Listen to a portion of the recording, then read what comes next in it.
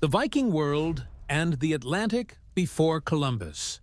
For centuries, the discovery of America has been associated almost exclusively with Christopher Columbus and the year 1492.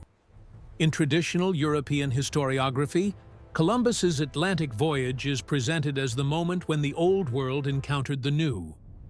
Yet this narrative simplifies a far more complex historical reality. Long before Columbus crossed the Atlantic, the ocean had already been navigated, explored, and partially settled by northern European seafarers known as the Vikings. The Viking voyages to the west were not sudden or accidental. They were the result of specific social pressures, environmental conditions, and advanced maritime skills developed over generations. To understand how the Vikings reached North America, it is first necessary to understand who they were and how they viewed the world. Who were the Vikings? The term Viking does not describe a single ethnic group, but rather a way of life. In Old Norse, Viking are referred to a person who went on overseas expeditions.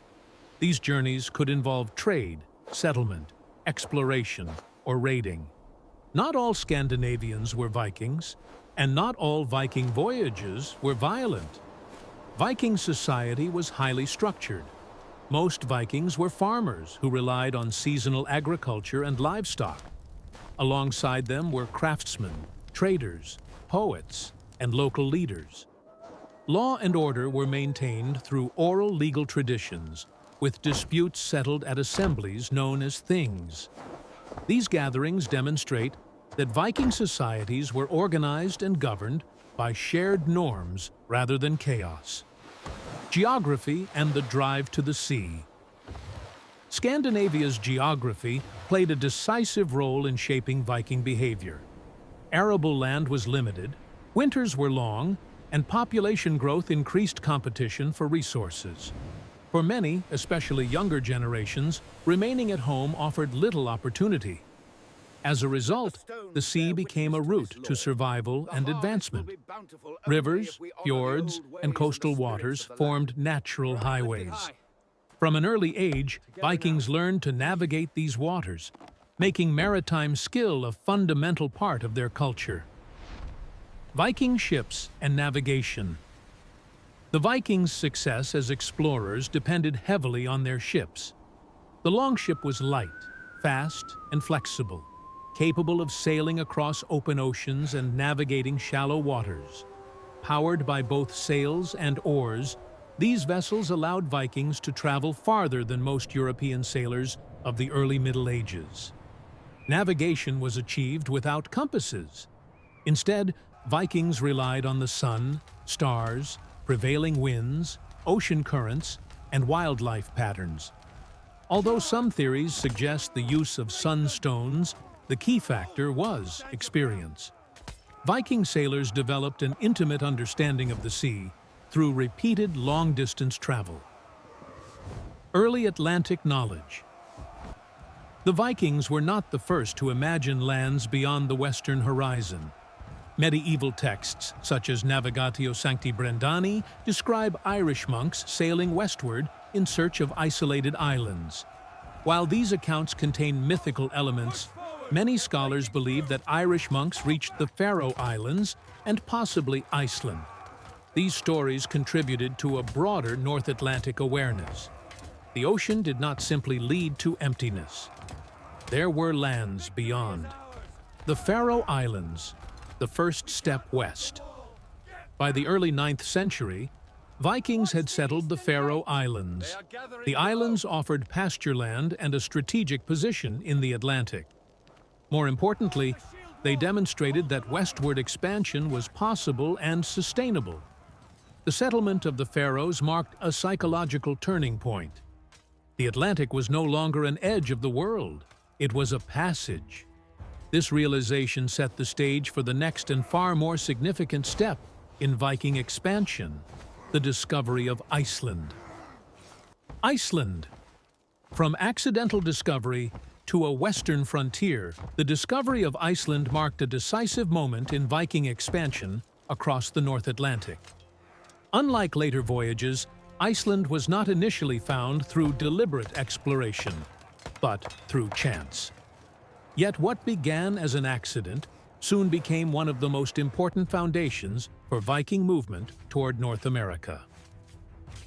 Early sightings and exploration. According to medieval Icelandic sources, the first Norseman to reach Iceland was Meadows, a sailor who was blown off course while traveling between Norway and the Faroe Islands. Upon reaching the island and encountering snowfall, he named it Snaeland, or Snowland. Meadows did not attempt settlement, but his account confirmed the existence of a large landmass far to the west. Soon after, Gardar Svavarsson intentionally sailed to the island. He circumnavigated it, proving that it was indeed an island, and spent a winter on its northern coast. Gardar's journey transformed Iceland from rumor into a known destination, Floki Vilgerdarsson, and the name Iceland. The first Norseman to attempt settlement was Floki Vilgerdarsson. Unlike earlier visitors, Floki set out with the intention of colonizing the island. His voyage is notable for the use of ravens, which he released at sea to help locate land. Floki endured a brutal winter marked by frozen fjords and food shortages. After observing ice filling a fjord from a mountain vantage point, he named the island Island, or Land of Ice.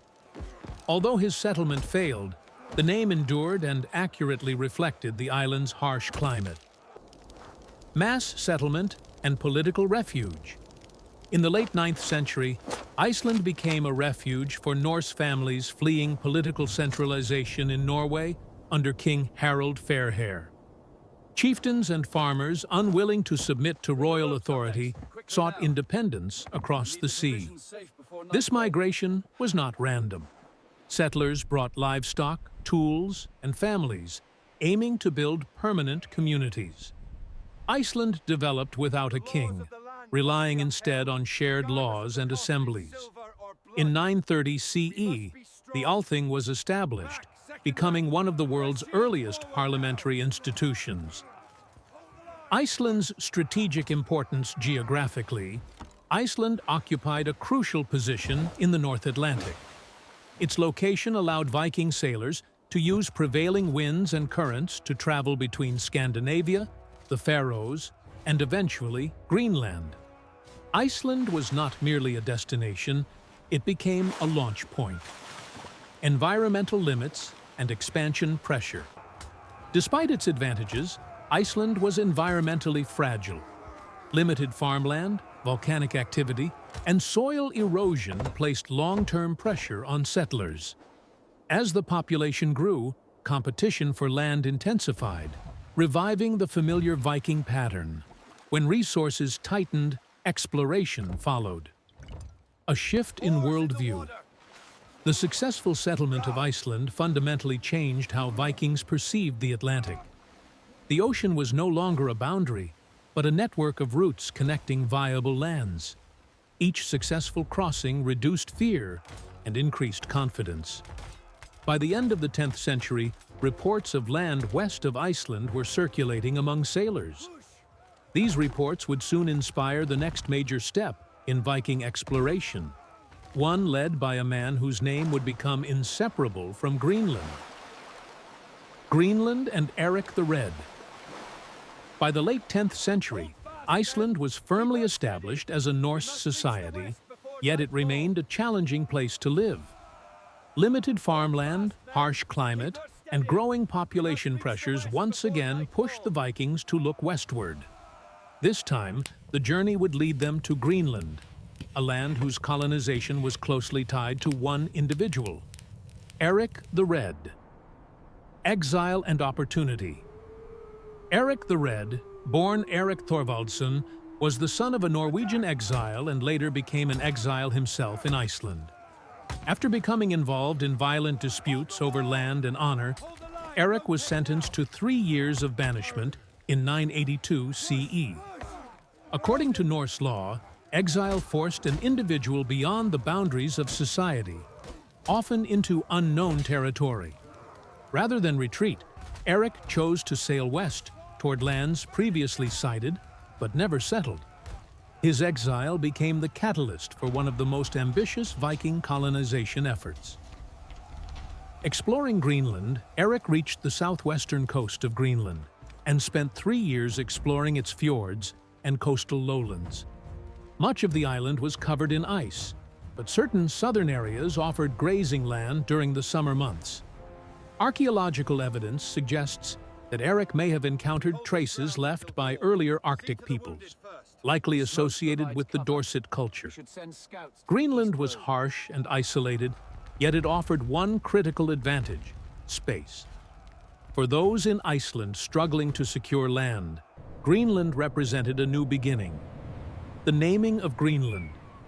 When Eric's exile ended, he returned to Iceland to recruit settlers. He named the land Greenland, meaning Greenland, believing that a pleasant name would attract people. This strategic choice proved effective.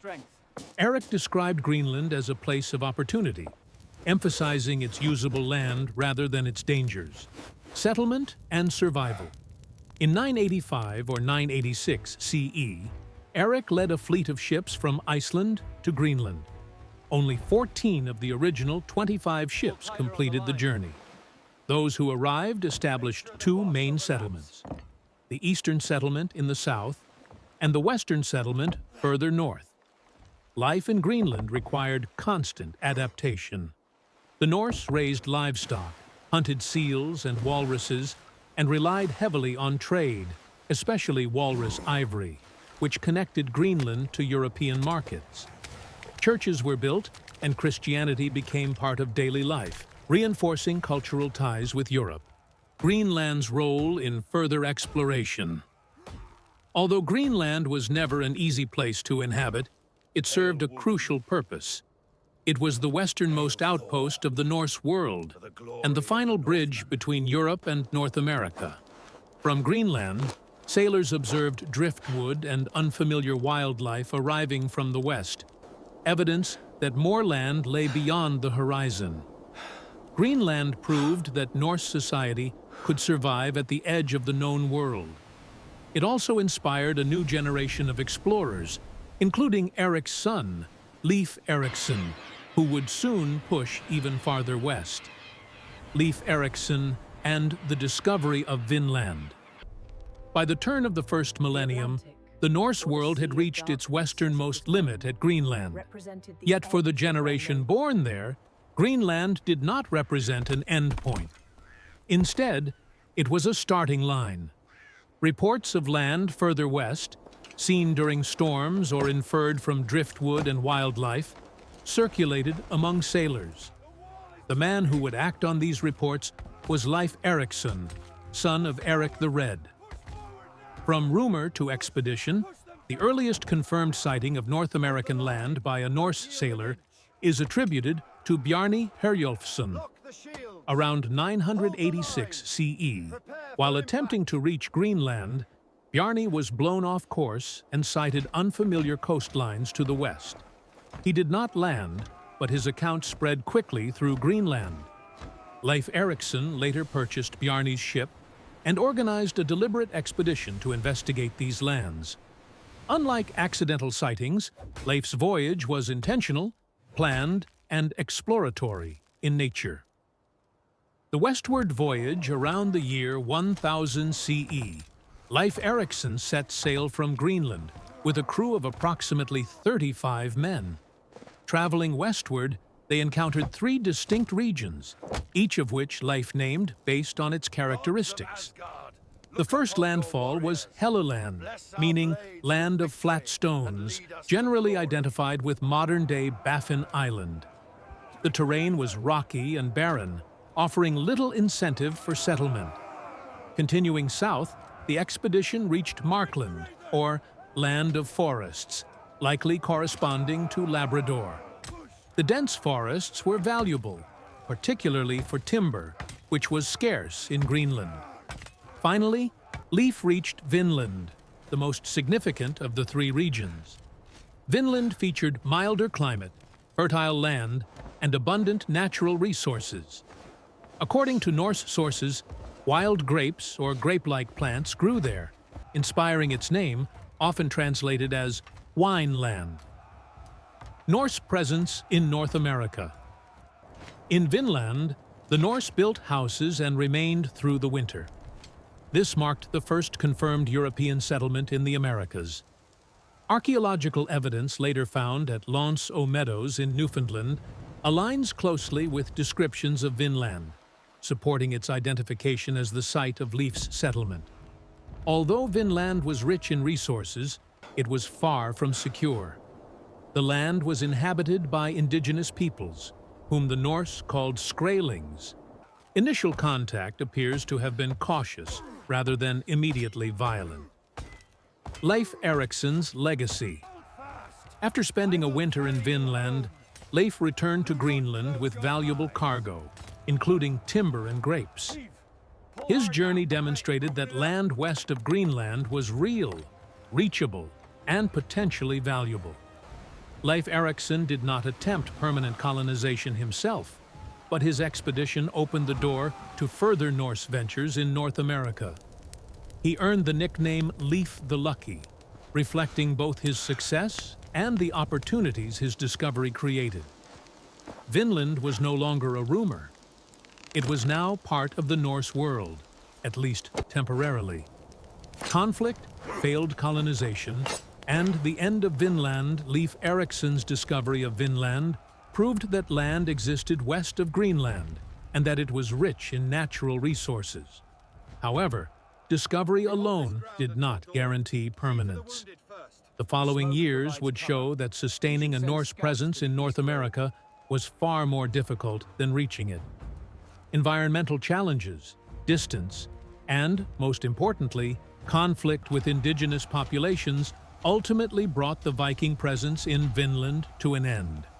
Thorvald Eriksson and rising tensions.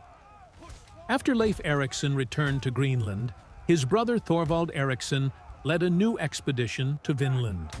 Unlike Leif's primarily exploratory voyage, Thorvald's mission focused on further exploration and potential settlement. During this expedition, the Norse encountered indigenous inhabitants more directly. Norse sagas describe these people as Skrælings, a term used broadly for Arctic and subarctic populations. Early interactions appear to have been tense but limited. However, violence soon followed. According to the sagas, Thorvald and his men killed several indigenous people, prompting retaliation. The confirmation of a Viking presence in North America raises an unavoidable question. If Europeans reached the Americas around the year 1000, why is Christopher Columbus still credited with the discovery of the New World? The answer lies not in chronology, but in historical impact and memory. Discovery versus lasting contact. From a strictly factual perspective, the Vikings were the first known Europeans to reach North America. However, their voyages did not create permanent connections between continents. Vinland was explored, briefly settled, and then abandoned. Knowledge of these lands did not spread widely across Europe, nor did it reshape global trade, politics, or culture. Columbus's voyage, by contrast, initiated sustained and transformative contact. After 1492, transatlantic travel became regular, leading to colonization, migration, and the integration of the Americas into European and global systems. In this sense, Columbus was not the first European in America, but the one whose journey changed world history. Why the Vikings were forgotten. Viking exploration faded from memory for several reasons. Their settlements in North America were small, short-lived, and geographically isolated. The sagas preserving these stories remained largely confined to Iceland and were written down centuries later. Without maps, institutions, or political continuity, Vinland could not survive as a known place. Additionally, medieval Europe lacked the technological and economic framework necessary to exploit transatlantic discoveries on a large scale. The Vikings reached America too early for their discovery to have lasting global consequences. Re-evaluating the Viking achievement. Acknowledging the Vikings' role does not diminish Columbus's historical significance. Instead, it expands our understanding of human exploration. Viking voyages demonstrate that long-distance oceanic travel was possible with limited technology, relying on experience, adaptability, and courage. The Norse crossed the Atlantic without compasses, detailed maps, or centralized state support. Their achievement represents one of the most remarkable exploratory feats of the Middle Ages. A broader view of history. The story of Vinland challenges simplified historical narratives. History is not a sequence of isolated events, but a continuum shaped by context, capability, and consequence. The Vikings discovered America in a literal sense. Columbus connected it to the world. Both truths can coexist. Conclusion. The Viking presence in North America stands as a testament to human curiosity and resilience. Though their settlements vanished, the evidence of their journey endures. Vinland reminds us that history often remembers not who arrived first, but whose arrival reshaped the future.